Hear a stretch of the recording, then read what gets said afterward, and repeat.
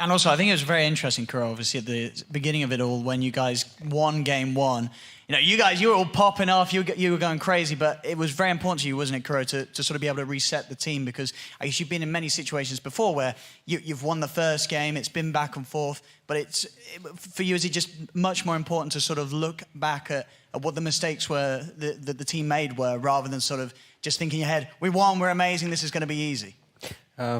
We definitely believe in riding our positive emotions into the next game, but at the same time, you gotta just stay grounded. Otherwise, things can go wrong really fast. And at the same time, the statement we saw in the TrueSight, it was connected to, like, our communication was more stressed than usual, and we all felt it. And that is connected to us just being exhausted from the whole run of TI. And we all felt it, and we were like, oh, what's going on? Like, the game is kind of easy, and it should go this way. But yeah, so we just want to reset and focus on the next game. I mean, and at the start of the game, obviously, Maroon, you guys were all in the booth. You had this excellent sort of approach with getting the spirits up. Was there some more emphasis on that because it was the TI finals, or is that sort of the standard start of a series for Team Liquid back during TI? Well, so we have this guy on the end, I think. He's really loud, he's really fun, he has a huge amount of energy. So we kind of feed off his energy, and we try to give him as much energy as possible. So we lift each other up, and we just start the game and start the series with a lot of positivity. So we started on a good note. And we are, obviously, you've been, as we saw in the film, you've been in this position before, being in the grand finals, obviously different team this time. How was it sort of different, sort of going in? Was it a very similar sort of vibe, or did the way that Team Liquid approached the start of the series feel quite different to what you experienced before? It was similar in terms of, I get to play the first game, like TI6 it was Sky, and this TI was Meepo, just like my favorite heroes. And I just went downhill from there, that's true. So Jarex in particular, I did want to ask, how did this one feel different for you guys, at least, because the other one was your first time win. This is the second time. Was there a big difference? Were you still super hyped up, or? Yeah, so I think what we understand from past is we kind of learned to own the place. So the booth is actually ours, and I think what we got the vibe that we really owned the place, as we have already been there, we have already won there. So it's just about repeating it again, I think. Did you guys? Another thing we did actually get to see in the video too is like a lot of common things at least being understood about the game. Did you guys expect something like that as well? It's like, oh, Ember's going to be coming up, and it's like, oh man, Ember's pretty good here, So did you guys feel like you guys would have at least expected both of you to have those similarities as well? Yeah, so I think both teams were kind of predictable coming to this finals. I think we both figured out that what of each team really want to execute, as TI meta is kind of playing on your comfort. And well, we prepared for the Tide Hunter Tide pretty well ourselves, but they were also very keen on banning the heroes that we really wanted to play, like the IO. I think Ember was a huge thing also. The Tide MC, it looked like overall a very sort of emotional series for you as a player. A lot of the times we obviously had these camera shots of you sort of just sat back and sort of like, where was your head at the moment during that series? Why was that so different to sort of all the other victories that you've been through on the way to the finals? So I think I got a lot of confidence before the final, because we won like all the games with Tidehunter. So even after game 2, I still felt like playing the hero, because I just had this confidence that I would never lose with this hero. I mean, Seb, we obviously heard from you. Obviously, first of all, between you guys, there's obviously massive amounts of respect for one another, and that was obviously said by both of the captains going into that final series. But in the booth, Seb, you are sometimes a little more critical of some of the picks and such, and such things as the Tide TA. I just sort of wondered, why in your head did you feel that you had such a confident grasp of how to defeat the Tide TA? Why to you was it not anything scary at all? I mean, there's like two things to it. First of all, like I do want to say that like ex-Liquid and now Nigma, like they're probably the team that we respect the most, and that's not us like kind of sugarcoating it. It's truly a team that we've learned from, that we've studied all the way back to, I don't know, like 2017, 2018. So we had to put them down, right? Like we had to be like, they're not as good as we think they are, even our coach, Sox, you know, that I'm giving a shout out to, like, he even saw that all the way through the season. He's like, guys, you know, I don't want to hear it anymore. Like how good they are, or what they do and whatnot. You guys can be better. You guys are better. Anyway, so there's a little bit of that where, you know, you want to like, yeah, it's about getting your spirit up, right? And getting ready to go to battle. Because if you're going to go into that being like, oh, MC Tide is that good, and you know, we had TA is that, I mean, what's the point? You might as well just like, you know, just go home or watch the game perhaps. Anyway, so we just go into it, and these are heroes that we personally don't believe in as much, maybe because they don't fit us, or whatever the reason is. So yeah, I mean, we're just confident, which is healthy, and I think it's healthy that they're confident with these heroes too, right? That's why you get a game. Else would just play on paper, you know, writing, oh, you get the title, oh, good one, man. Like, go next, you know. That doesn't work either. No. Yeah, I was like amazed actually to see like the respect and just the confidence from both sides, especially too. Like I know Saber, after the first game, you're like, yeah, game's done, whatever, shake it off. Like we know we had that one. And then I see from you guys on Nigma, it was very similar thing. Like the four of you were very excited. Kuroki, of course, very much in his head thinking about the further thing. But for you, GH, how did it feel after like the first game? Were you guys like super confident going into the further ones, or still a little bit taken aback knowing that you have a hard challenge in front of you? Well, going into the series, we knew what OG is about. So after the first game, we got the Meeple last pick, so we were extremely confident. The game went almost as expected, but we did some mistakes, so they got the game back, and then with the Throne Rush in the end, we got the game. We felt like we had a lot of mistakes, but we got the victory, which matters in the end. So we had just to figure out how to fix the mistakes for the future games. I felt really good in the first game and going into the next games, but I mean, there was something about these guys, they just changed it completely. Like they went from playing for the late game to just running at you. That's what we kept talking about, how they're monkeys.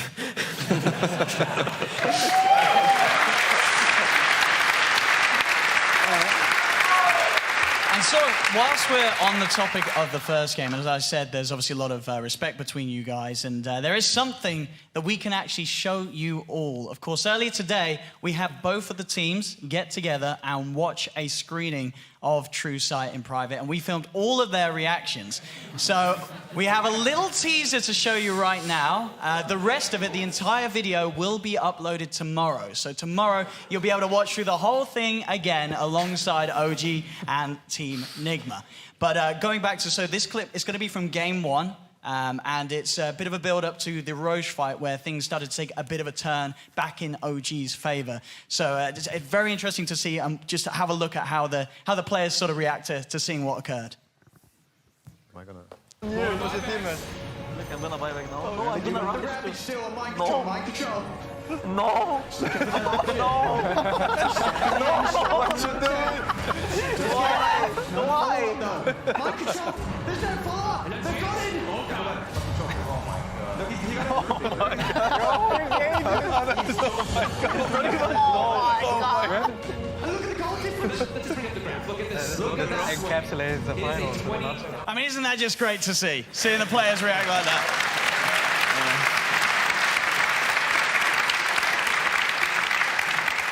I mean, because mind control, as I say, I feel like I speak for a lot of us that when we were watching that, you know, our hearts were hurting for you. You know, we really sort of felt the pain that you were sort of going through in these games where you had such a tough time. But now, sort of looking back on it, you're just able to sort of see it in a more positive light, and it was something that, were you quickly able to move on, or did it sort of hang over your head for quite a while after TI? I mean, first when I saw this, I actually didn't remember that I did it. That was my first thoughts, and then I just realized how stupid the play it was. Because, I mean, again, Nigma, that was, as a team, that was something that, like you talked about, Courage, the first game. I think your precise words were, shut the fuck up, as you talked to the rest of your teammates. I mean, that game one, and even in some of the other games down the line, there was definitely sort of these calls being made from all across the team. Is that sort of standard practice in Nigma, or did it just fall apart much more compared to the sort of the usual game for Nigma? It's definitely not our standard. I think it took toll on us toward the rest of the series. It's interesting because they did show how Seb started talking about like how we gave them a chance and it shouldn't go this way. He used it in a way to motivate his team. And like I said, like like I don't want to like over talk it, but we were very exhausted going into the finals. I reflected on that so many nights. Like, am I really bitter? I was like, is this like a loser talk? You know, like being tired. There's no excuse, but life is not a movie, and this is a reality. We played one series before. Playing against OG, it's like I need to prepare like. No! No! What you doing? Why? Why? Mind control! There's no follow-up! They've got it! Oh my god!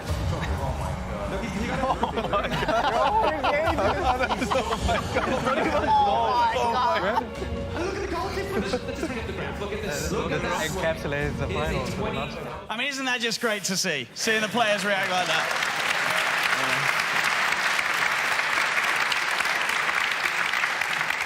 I mean, because mind control, as I say, I feel like I speak for a lot of us that when we were watching that, you know, our hearts were hurting for you. You know, we really sort of felt the pain that you were sort of going through in these games where you had such a tough time. But now, sort of looking back on it, you're just able to sort of see it in a more positive light, and it was something that were you quickly able to move on, or did it sort of hang over your head for quite a while after TI? I mean, first when I saw this, I actually didn't remember that I did it. That was my first thoughts, and then I just realized how stupid the play it was.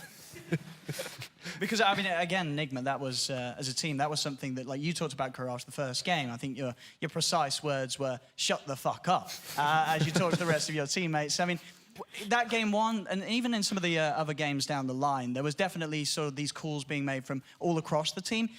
Is that sort of standard practice in Nigma, or did it just fall apart much more compared to the sort of the usual game for Nigma? It's definitely not our standard. I think it took a toll on us throughout the rest of the series. It's interesting because they did show how Seb started talking about like how we gave them a chance and it shouldn't go this way. He used it in a way to motivate his team.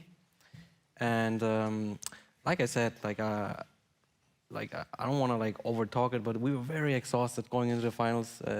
I reflected on that so many nights. Like, am I really bitter? I was like, is this like a loser talk? You know, like being tired. There's no excuse, but life is not a movie, and this is a reality. We played one series before. Playing against OG, it's like I need to prepare like 12 hours at least and have like a sheet ready. Instead, I had like, all right, like get the mics ready, TrueSight boys, and like, oh, 5 minutes, okay, give me the sheets. And so, but luckily we're like comfortable playing against them because we know the guys very well.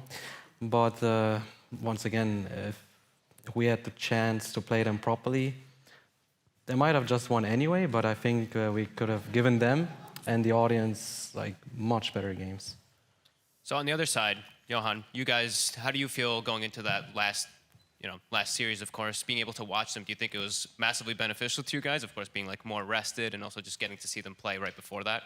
Obviously, it's a benefit. It's a huge benefit to be in the winner bracket in general. You feel, I mean, you can always take, you can always try and take benefits, but like Koro says, life is not a movie. You can get tired. I think on the last day, it was a big win for us that it played out the way it did. The thing that we were just worried about, I mean, we don't think about all the good things that can happen. We think about all the bad things that can happen. And one thing is that we respected them maybe too much. So we were, I think deep down, a lot of us were kind of hoping to play LGD again. We felt like we would also accept that challenge very much. But deep down, we also wanted to play these guys because we're so close. And it was the best finals that could have been. We wanted this TI7 as well. And probably before that, wanted to go to TI5 together, but that didn't happen. It's okay, it's okay.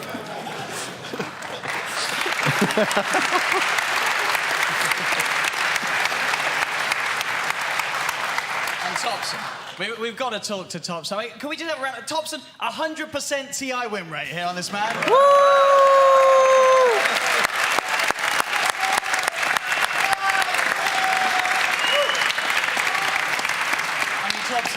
In that series, obviously, we got to see a lot of sort of show-stopping moves from you. I mean, what was it about that series that allowed you to play as confident as you did? Was it sort of the teammates, or did you yourself identify that Nigma were sort of struggling mentally in some of the later games that series? I mean, I think we as a team, we built a lot of confidence during the tournament. Like, I mean, our bootcamp wasn't the best, and like, but anyways, we went in the tournament, like, we reset, we just started fresh, and you know, we got some good wins in the start, and everybody started feeling better and better, and yeah, it's just builds up during the tournament. Win after win, you're like, okay, like, you're feeling better and better, and when you get the main stage, it's like, you remember like DI8, like, it's like home again, you're like, oh, feels good to be here again, so you're like, damn, can't wait to play, and then like finals playing against Liquid, it's like, you know, we play these guys like all the time, scrims and other qualifiers and everything, and it's like the best team to play against in the finals because it's like we know them real well, they know us real well, so we know how to beat them, so it's good to play against them. A miracle. Yes. I've got to ask you, you know, I'm not sure if that works, though. Okay. Not sure. Oh, we can hear you. We can hear you. We're good. In that series, you're sort of the way that you kept your team afloat with sort of the positivity was, you know, pretty inspiring in the booth. The way that you sort of kept spirits lifted, even at the end when you'd lost, you know, bringing a bit of humour to conversation, saying, you know, what's next? Well, we better go get some food. What sort of gets you down when it comes to playing Dota 2 in those sort of series? In that finals, if you're not breaking there, do you ever sort of break, or is it very easy for you to keep a positive mindset when playing? To be fair, I think most tournaments, if you, okay, every tournament pretty much, not just TI, if you make your team think that you're like losing it mentally, like the way you're acting and stuff, like it could also bring them down too, right? Because it's a team game after all. So if you're feeling down, your team is also going to feel down. But if you're always positive about how things are, your team is also going to be a bit more positive if they're down, you know? So it's like, for me, I'm trying to at least to always be positive. So it keeps your morale more up. Yeah. So I know we keep bringing up the positivity thing. Like Johan and Kura, I think this is kind of a jointed question, I guess, for the both of you. Was that something that came from like the two of you playing together, especially like you said for the TI5 run and everything? Of course, you have so much respect for each other. Was that something that you guys were very critical about keeping when you were making your teams? I think any winning team is going to be positive, or like any team that's going to win a lot. I'm not sure, man. You don't think so? No? Well, I mean, I think Johan does happen to be a genius at being a team builder and understanding how to lead a team. It's one of the main things I respect about his abilities to play Dota. I think I learned from you, if anything. And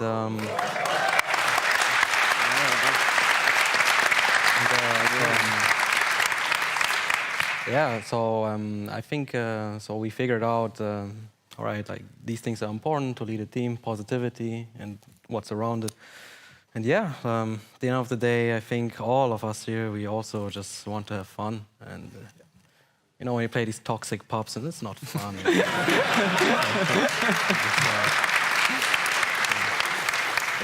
I mean, and Seb, on sort of the topic of fun, it looked like it's sort of especially the way that you were able to swing things around after game one with Anna, of course, who unfortunately isn't here with us tonight, but can we get a round of applause for Anna? Yeah.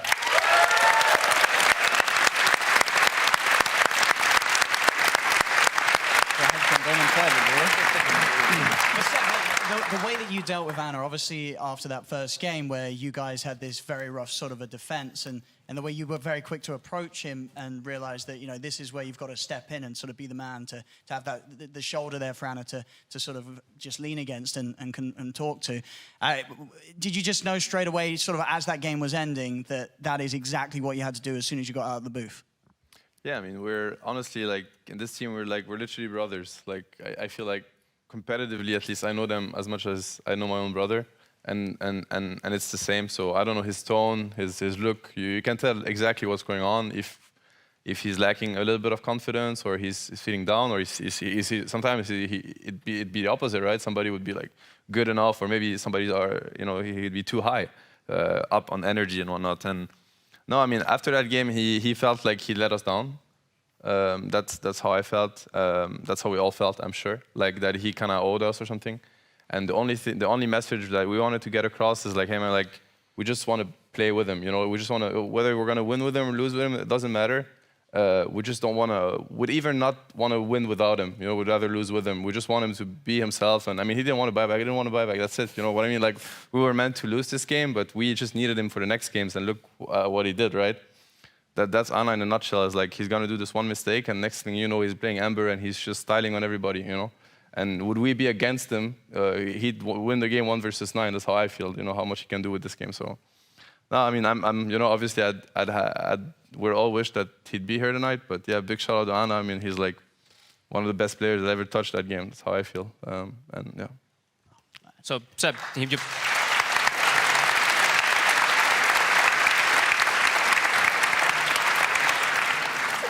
So Seb brings up like all family, like everybody playing with each other. How did it feel playing with these guys? You know, because they've been together for quite a long time. You're jumping in, and now you're playing, you know, up here at the grand finals. How was it in comparison, I guess, to the last time you did, and how did you enjoy playing with these guys? Feels like I got adopted into a family. Pretty much, it's been trying to adapt, and they've been trying to fit me in at the same time. And I'm just glad to be part of it. That's pretty much it. Well, just sorry to interject, as a reminder, we are going to be starting to take some questions from the crowd. So if you do want to start queuing up on the side, this is the time to sort of get over there and get ready and get your brains to thinking of some great questions to ask. And we'll be pulling from you guys very shortly. After the fans لما يسألوا بعديها خلاص. So, Jarex,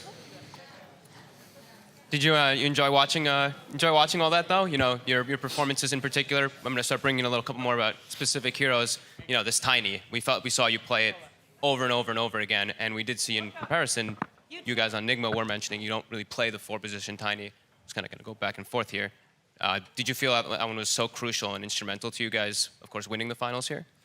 I wouldn't say so as much. I think there was a lot of heroes I didn't actually show at TI that we practiced a lot. It just happened to be that it's very comfortable also for Topias. And I think we managed to create like a drafting problem for most teams that we pick heroes that fit multiple roles. And there was like the one game where they were trying to guess the lanes, but I mean, you can't guess the lanes. You're just dealing with, you're basically blindfolded what you're facing. And we take advantage over the pick. And we have multiple picks like this, I feel. And I feel it made it easy, I would say. And sort of obviously back to you guys, Nigma, with regards to the Tiny. You know, as we heard Kuro say in the film, it was something that he felt that you guys as a team didn't play. I mean, but you guys can play Tiny, right? Is it just that you didn't feel ready as a team to sort of take it out in the grand finals out of nowhere? You didn't have that amount of confidence on the hero? I mean, it wasn't shown in the movie, but I asked Maroon, like, so, like, want to play Tiny? It's like, no, Kuro.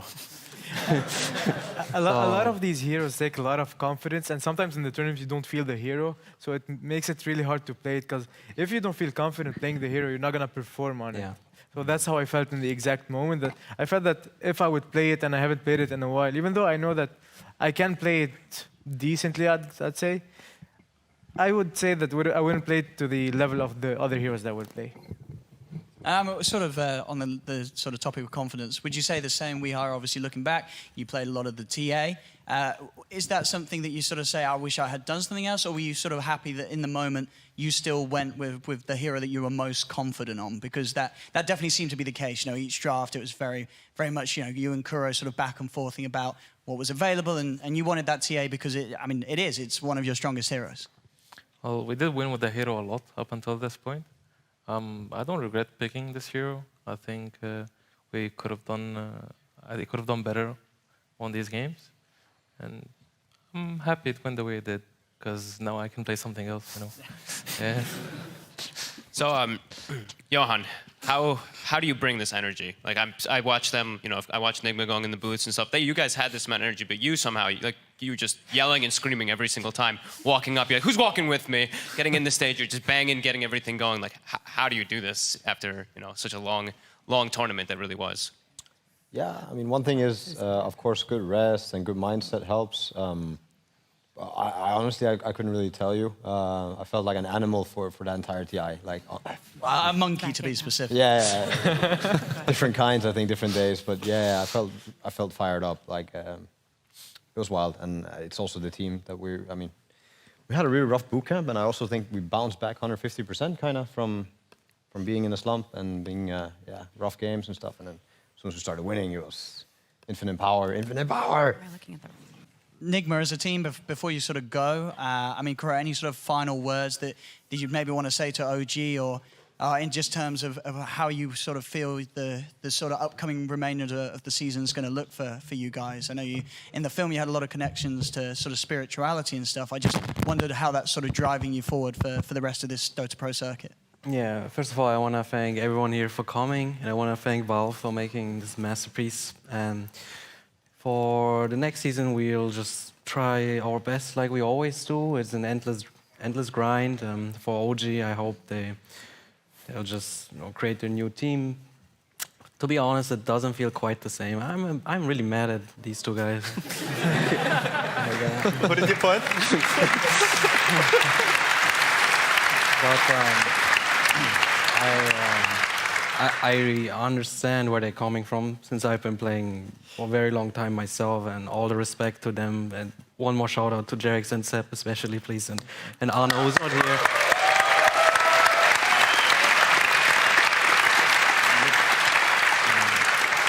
Personally, I always wish Johan the best with whatever he does, and Thompson is, I think he very well deserves the MVP of the year. Like an amazing player to play against. It's my honor, it's our honor, and we're gonna beat them.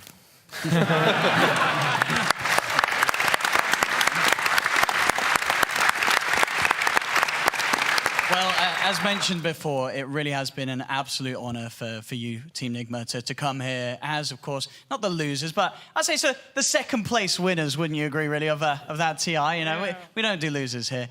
But again, for you to come up and be able to talk to us, and a reminder for everyone as well, you will get to see Team Nigma's reaction to the entire film in the video that will be uploaded tomorrow. But one more time, ladies and gentlemen, Nigma, we've kept you here long enough. You guys, you can have a break now. It's Team Nigma, ladies and gentlemen. Thank you, guys.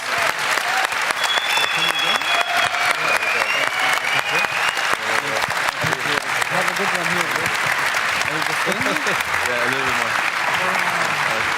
Yeah, see you, bro.